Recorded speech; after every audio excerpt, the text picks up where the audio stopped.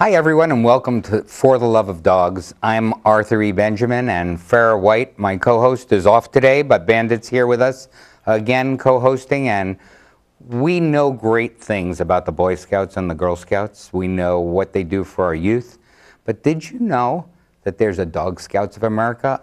I didn't know there was a Dog Scouts of America. Cindy and Mart Ratliff are here today, and they're with the Dog Scouts Troop 119 here in the Dallas-Fort Worth area, and they're going to give us some insight on the organization and some insight into how this organization helps dogs and people. Welcome, Cindy and Matt.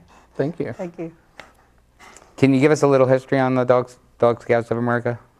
Sure. The lady who founded Dog Scouts of America, Lonnie Olson, back in 1996, had a very high-driven dog that she was constantly trying to find things to help the dog stay occupied, and she really didn't find anything. There are, agility organizations, and there are different types of organizations for different activities, but she didn't really have an organization where she could go and experience multiple different things with her dog to kind of keep her dog engaged.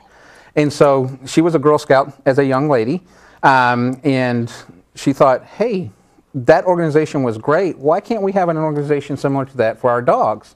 And so that's where the concept was born. And so in 1996, she started Dog Scouts of America and kind of got things started off at that point up in Michigan is where Dog Scouts started. So. And what's the mission? The missions of Dog Scouts is to promote responsible dog ownership and to educate folks on the importance of the human-canine bond. And we do that through multiple avenues. We do some fun things, we do some educational things, and we do some community involvement things as well. So the dogs participate in things like the Scouts participate in camping, swimming, yes, and sir. all sorts of group activities. You betcha. What kind of programs? Well, let's kind of break it down into some areas. One of the big things that we do is educational. And we do that through like going to pet expos or different events where dog-loving folks meet up, and we talk to folks about that. Then we do kind of the fun things, which are kind of represented by the badges that you see on the uniform. And each of the badges represents a different behavior or new activity that the dog has shown some mastery in. And those are the fun things, and it helps folks get introduced to activities that maybe they wouldn't normally get introduced to, like lure coursing or swimming or different things. Let's introduce your two dogs. Okay. Well, this is Alex. She's our golden that we rescued about 2 years ago, and this is Stevie Ray. He's also a rescue that we picked up just over a year ago, and so their badges are still not quite up to filling up their uniforms, but they are definitely working on it. And well, speaking of filling up uniforms, here's a dog that recently passed on, BJ. Yes. And this is a vest that there is no room left on the, well, there's a little room, but this dog did everything. Was this an amazing animal? She was a wonderful, wonderful dog. Golden. She was actually the first Dog Scout in the state of Texas. She was one of our original dogs. We had two when we found out about Dog Scouts, and BJ was the original Texas Dog Scout, and yeah, she was very busy. She did a lot of things. So she did American Temperament Test, she did Therapy Dogs Internationals Test, she did, what's this, I Helped Fire and Rescue? That's actually one of the community involvement things that we do. Throughout the year, we do fundraisers, and then we take the funds that we raise through those fundraisers, and we purchase animal oxygen masks, and then we donate them to local fire departments. And we've actually donated to, what, 35? I think 25. 25 of the large fire departments in the Dallas-Fort Worth area, and many of the smaller ones in the area as well, so that if they run into a situation where one of our canine companions is suffering from smoke inhalation or something like that in a house fire or an apartment fire, they're able to actually give them the oxygen that they need to be able to revive them. And so that's what that represents, is she helped raise funds, and we do that through a couple of different ways. A lot of our dogs do paintings and then donate those to raise funds in auction events. We do some walks to raise funds and different types of things just to raise funds. We actually taught Alex for the Pet Expo last month to take dollars and put them in a can, so you could hold $1 out to her and she would go collect it from you and then go place it in the can. So She'll do that? she will do that. Hey, Alex. Alex, let's see if this works. Alex, look. Take the money. Look, Take Alex. the money. Bring Oh, it. good. Bring it. That's amazing. Good Thank girl. you. That is amazing. We had a bucket she did. Well, that is just great. She won't bring it back. And I've heard that you work with the Boys and Girl Scouts as well. Yes, sir. We work with the Cub Scouts and the Boy Scouts and the Girl Scouts. We've done some activities with them to help them learn about, and I'm not sure what the badge is, and I'm ashamed of myself, that the Boys and Cub Scouts have about animal Awareness. and Right. taking care of animals and everything. And so we take our dog scouts up to them and we talk to them about responsible dog ownership, how to properly handle and approach dogs, dog safety and those types of things, to kind of help introduce them and orient them into that badge when they're getting ready to work onto that badge. That's wonderful. So, is that's Boy Scouts and Girl Scouts, Yes, sir. but also Cub Scouts? Yes, sir. So, once you're a member of Dog Scouts of America, first of all, let's get this right. Is the dog the member or is the person the member? The person joins and the dog becomes the dog scout. So, And once the dog becomes the Dog Scout, there's an education process. there is, and it's continual. Like depending upon the month of our meetings, like our last meeting that we actually had a homeopathic expert come in and talk to us about homeopathic remedies and different ways to treat your dogs. We've had experts come in and talk about behavior issues and how to help with those. Sometimes we get together and do fun things. Sometimes we get together and do things that help you in your just daily life with your dog. Like we had meetings where we had one of our members who was a vet teach canine first aid, canine CPR, so that if you were ever out with your dog and they had an emergency, you would be able to help them until you could get them to a vet and get And professional canine help. CPR is different than human CPR. It is different, same principle, but there are some differences that factor into there. So, but basic same principle. I've always wondered why the Red Cross and other organizations that teach human CPR don't also add a, what do you do if your dog is in the same situation? Because we know when there's a fire and there's smoke inhalation, the dogs are actually affected faster than the humans are affected. Yep. So this is really great work. Oh, thank you. It really is. So is it all between the master and the dog, or do you do rescues and adoptions as well? A lot of our members are involved in rescue. The organization, as an organization, doesn't sponsor adoptions or anything like that. But because adoption is so compatible with the way that we think and do things, many of our members are involved. Like I mentioned earlier, both of ours are rescues. We got her from the Golden Rescue of North Texas. He's from Echo Dogs, White Shepherd Rescue. And so we're very involved with those. He actually wasn't supposed to be ours originally. He was a failed foster. We had just recently lost another White Shepherd that we had, and the folks at Echo Dogs contacted us and asked us if we would foster him. And of course, when we got him into our home and he fit in so well, we're just like, well, I guess he doesn't have to go anywhere else. But yes, many of our members are involved, and it is something that we teach folks about along with spaying and neutering, because there's no reason with folks turning their dogs into shelters for perceived behavior problems that can't be corrected. There's no reason for folks not to be adopting or rescuing animals out there. And so that is something that you'll find very common within our membership. So what's that dog handler relationship development all about? What that is in the past, for many times, the method of training the dog was about who was more powerful. Let's not play. Let's not play. was about who was more powerful in the relationship. You two. Why don't you ask him to sit over there? Sit. Come here. Sit. Come here. Come here, Alex. Come here. Alex. I don't want to do all work in this way today. Yeah. Yeah, well, we Okay. know what that's like. We're going to Well- have a third one joining in the play in a second. Be right.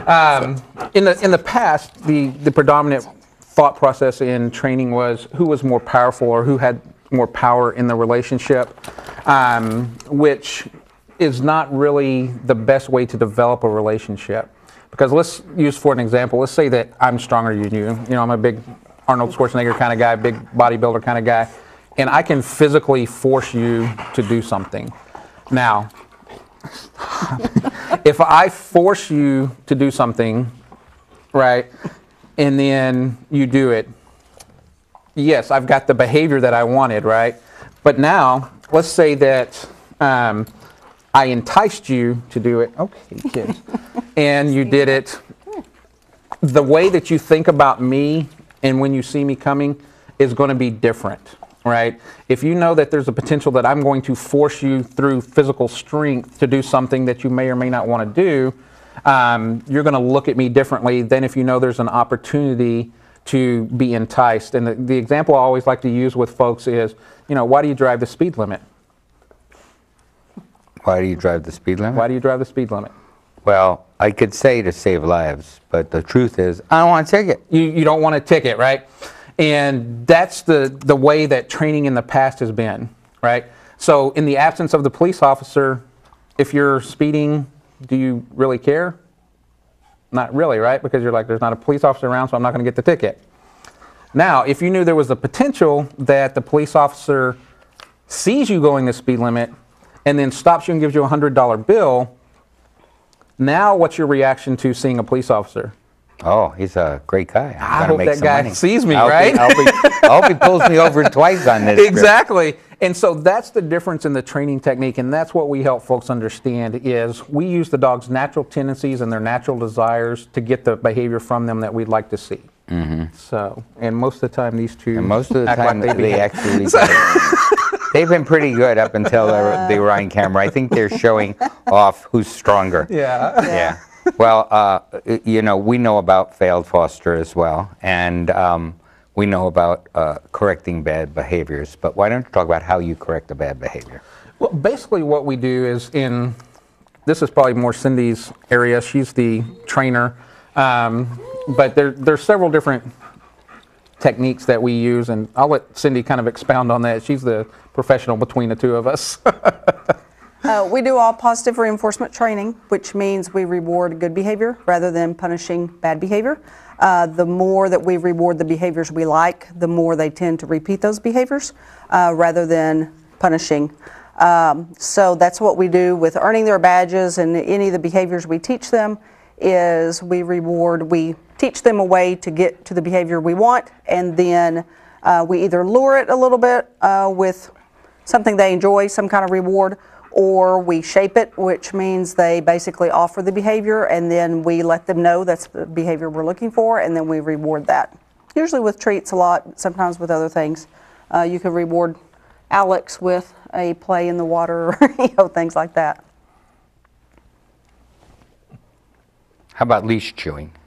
The leash chewing, yes, that is, I want lots of attention, and nobody's giving me attention, so Alex, Alex, leave it. Alex, do you want attention? You want attention, Alex? Or you want money? Which is what you want? You want attention? Anyhow, is your community involvement the basis for what you do, or are there really some events you love to be part of? One of the big things that I think our troop as a whole really, really enjoys, this is now our 10th year. This Thanksgiving will be our 10th year of supporting the Meals on Wheels of Tarrant County program. And what we do is the Sunday after Thanksgiving every year, our troop gets together and we actually decorate and fill goodie bags for the recipients of Meals on Wheels assistance in the Tarrant County area. And so we get them the things that they can't normally get for their dogs themselves, like treats and toys and new collars and new leashes and, you know, water bowls and different things like that. And we get together, you know, as a troop and kind of have fun. where we are able to, decorate and then fill those bags. And there's about 120 recipients every year that get assistance, that have dogs or cats that need assistance. And then, of course, the follow-up is the deliveries. And, of course, the pitchers. We have several members who actually participate and actually go and donate, or not donate, but deliver the meals. And then, of course, the pitchers for those that don't have a member there. But the people are just so appreciative, and the dogs are so appreciative. Our troop as a whole, I think, really enjoys that. But yeah, the community involvement is something that, as responsible owners of dogs, we don't want folks having a negative feeling about folks with dogs. One of the big things that we do, and this is now the second year that we've done this, is we have what we call our Troop Poop Challenge, which every member of the troop is challenged to pick up stray piles of poop out in parks or common areas where they should, whoever took their dog out there should be cleaning up after their dog, but because they didn't, we challenge our troop to go out and do that. And last year's campaign, we collected almost 1,800 or closer to 2,000 piles of stray poop. And our totals are not in yet for this year because obviously the year's not over yet, but we have several folks who have met the 50 poop pile challenge. And one of our troop members actually further extended the challenge to what she called a super troop poop challenge to get 300 stray piles in a year. And we've got several that are participating in that. Well, getting away from poop, there's something called the Arlington Grooming Academy, and you do something with that. What is that about? Yes, sir. We partnered with the folks over at the Arlington Animal Services. And one of the things that they're doing as part of their educational outreach to their residents is they have started the Youth Grooming Academy, which teaches youngsters to properly deal with handling a dog through grooming and different types of activities. And we've partnered with them from the start, and this is now our third year of working with them. And they have several sessions throughout the summer where they have the Grooming Academy, and it's an all-day event, and they have several classes throughout the day. And what Dog Scouts does is we provide the dogs so that the children can practice bathing and combing and teeth brushing and all those different types of things that you do with your dog, because most of the time our dogs behave, but they're all gentle, and so we allow our Dog Scouts to be used in that capacity. And back to something you said earlier, these guys do paintings? Oh, yes, sir. They do paintings. As a matter of fact, that's one of the noted hallmarks of Dog Scouts is they do learn to paint. And that's because when you're teaching your dog to paint, the way that we teach our dogs to paint is we teach them to wear a painting paw and then to stroke at the board as they're painting, which is a behavior that they wouldn't commonly do. And so we teach them to accept the wearing of the paw and then to use it to strike the painting board surface with the paint. Can I see one more of those paintings? Sure, you bet. And so they just swipe their paws across the paintings and create these beautiful works of art, and then put their paw print on as a signature. Yes, sir. And then actually a lot of times, depending upon why the painting was created, many times they're donated. Ray, come here, buddy. Oh, look at we've got some great video on the dog's painting and how it occurs, and that's really terrific. Yeah, and they'll donate them, and the paintings bring between $50 and $250 for the paintings at auctions, and we donate those to animal shelters, animal services organizations to help them raise funds for their particular events as well. So you attend Rangers games, you do Easter egg hunts, and how do people find you on the web? Well, our local website is www.dsatroop119.org, and then the national organization is dogscouts.org, and they could look at either one of those locations. Of course, the local site is more focused on the things that we do here, and the national site kind of focuses on the organization as a whole. Well, I'd like to thank you both for being here today. Okay. And I'd like to see this happen one more time. Okay, Alex. Alex, Go get the look, money. Well, thanks for taking the contribution. Bring it. All right, well, thanks for being with us today. you. We've really enjoyed this, and in memory of BJ, the dog that had the first and the most awards, thanks again for being here, and we'll be back. Thank you.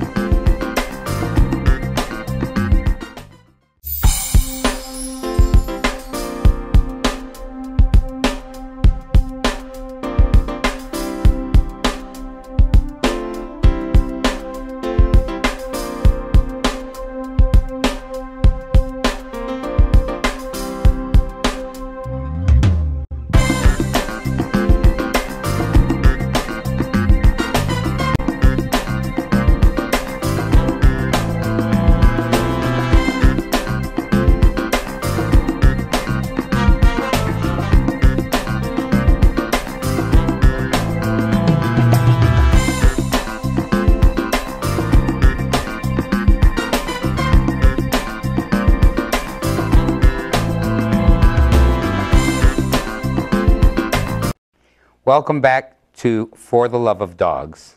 And if you're truly blessed to have a dog that is a great dog for your family, you know how lucky you are. Bandit and I know how lucky we are. A lot of great adoption stories come from local shelters, and here's a story of Vinny Love, a shelter dog who proves you can give a dog a chance and it'll pay you back. Watch this amazing story.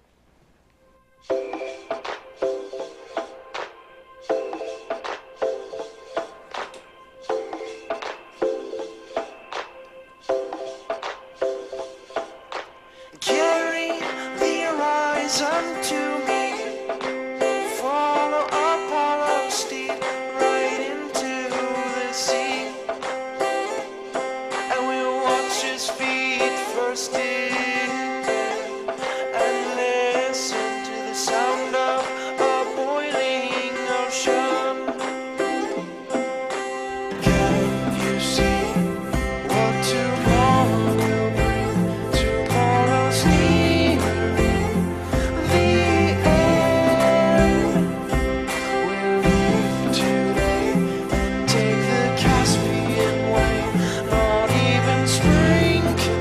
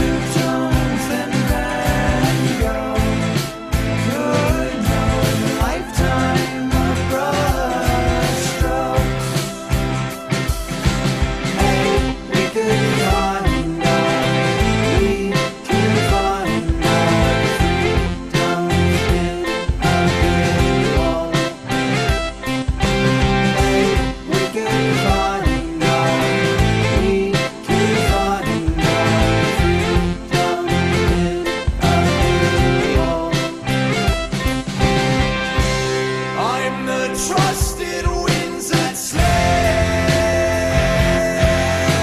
the roaring fearless blue. I am with the deep thought and truth. I am free. I am mercy. I am the world's softest streets. I am moved to suffocate.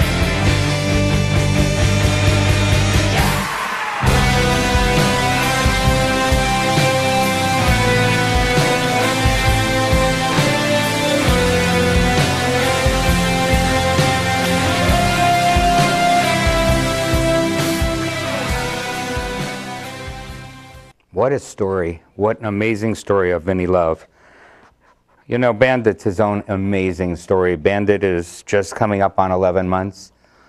He couldn't walk, as you probably know, when he was born. He didn't have use of his rear legs, and he's qualified himself as a service dog as well. It's an amazing, amazing bond between humans and their animals, and Bandit and I want to talk to you about a special contest. This contest is called America's Best Tales, and the deadline for this is September 15th, but we're going to extend it to the 17th so that you can get your story in. Tell us a story of a dog that you've helped or a dog that's helped you. Each week, we're going to show 3 stories that have been chosen for the show, and then vote on the best story, the one that touched us the most. Your rescue or rescue organization or animal organization will win the prize. We'll choose best in show, second runner-up, and first runner-up each week. And then again, at the end of the 10 weeks around Christmas time, we're going to give a $5,000 donation to the best story of all the stories, the best of the best.